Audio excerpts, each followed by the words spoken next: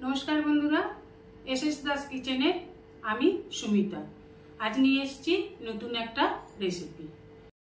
आजकेर रेसिपि काँचा आम दिए माछेर डिमेर टक।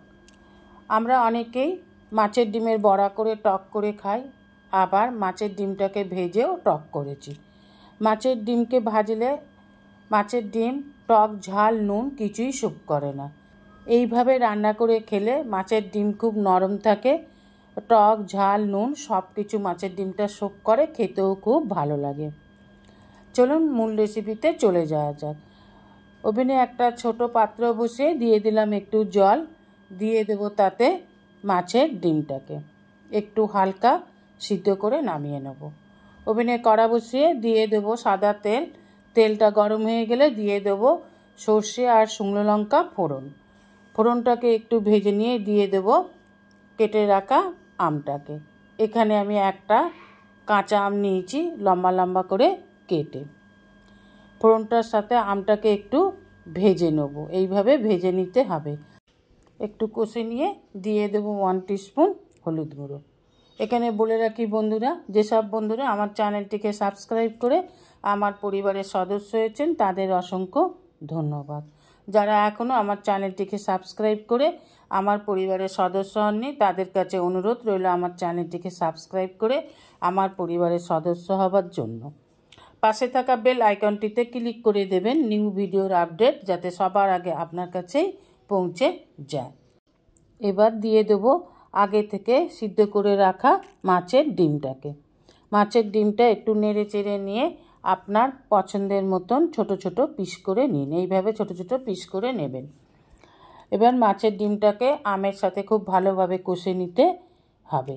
এইভাবে মাছের ডিম রান্না করলে মাছের ডিম খুব সফট হয়, খুবই নরম হয়।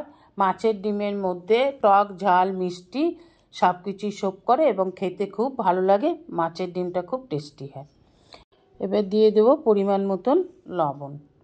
লবণটা একটু দেরি করেই দিতে হবে, না তো আগে লবণ দিলে আম দিয়ে জল রিলিজ হয়ে ভালোভাবে কষা যেত না। এই জন্য আমটা কষে নেবার জন্য নুনটা একটু পরেই দিলাম। এবার দিয়ে দেব পরিমাণ মতন জল। এবার সব উপকরণগুলোকে খুব ভালোভাবে মিশিয়ে দিতে হবে জলের সাথে। ভালো করে নেড়ে না দিলে টেস্টি হয় না। এই জন্য সবসময়তেই তরকারি করবার সময় জল দেওয়ার পর খুব ভালোভাবে নেড়ে নিতে হয়। এবার দিয়ে দেব ঢাকা। 2-3 মিনিট ফুটে গেলে ঢাকা খুলে দেখুন ফুটে গেছে। এবার ঢাকা খুলে আরেকটু নেড়ে নেব। এবার দিয়ে দেব পরিমাণ মতন চিনি। চিনিটা আমি এখানে একটু কমই দিলাম, আপনারা ইচ্ছে করলে আরেকটু বেশি চিনি দিতে পারেন। আমি একটু টকটক খাই বলে চিনিটা একটু কম দিলাম। এবার দিয়ে দেব গুঁড়ো মশলা। এখানে আমি 5 ফোড়ন, গোটা জিরে, ছোটো এলাচ, তেজপাতা, ধনে, মৌরি আর শুকনো লঙ্কা এইগুলোকে একটু ভালো করে ভেজে নেব। এগুলো যখন ভাজা ভাজা হয়ে যাবে তখন নামিয়ে নিয়ে গুঁড়ো করে নিতে হবে। এটাই আমার চাটনির মশলা বা আচারের মশলা, এটা আমি সবসময় বানিয়ে রাখি।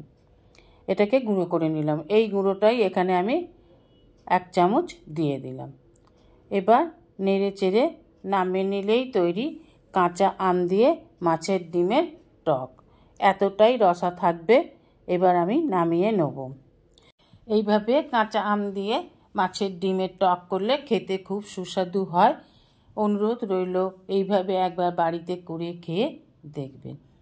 আপনার অমূল্য সময় দিয়ে ভিডিওটি সম্পূর্ণ দেখার জন্য আপনাদের অসংখ্য অসংখ্য ধন্যবাদ।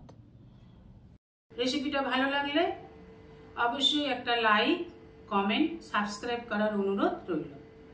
পাশে থাকা বেল আইকনটিতে ক্লিক করে দেবেন নিউ ভিডিওর আপডেট যাতে সবার আগে আপনার কাছেই পৌঁছে যায়। নমস্কার, আজ এই পর্যন্তই। আবার দেখা হবে নতুন একটা রেসিপির সাথে নতুন একটা দিনে। ভালো থাকবেন, সুস্থ থাকবেন, সঙ্গে থাকবেন। নমস্কার।